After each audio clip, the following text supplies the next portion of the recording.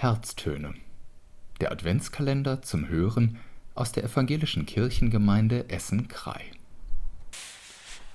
Hans-Dieter Hüsch, Dezemberpsalm.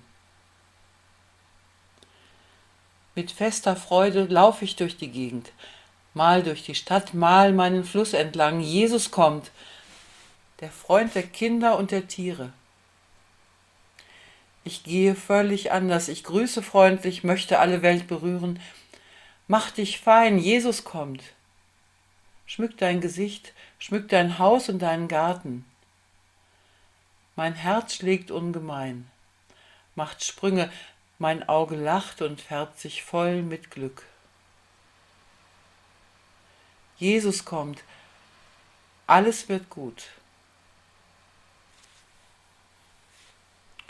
Schmücken Sie Ihr Haus, schmücken Sie Ihre Wohnung, schmücken Sie Ihr Gesicht mit einem Lächeln, mit einem freundlichen Blick und freuen Sie sich an den geschmückten Fenstern in Ihrer Nachbarschaft, in Ihrer Straße.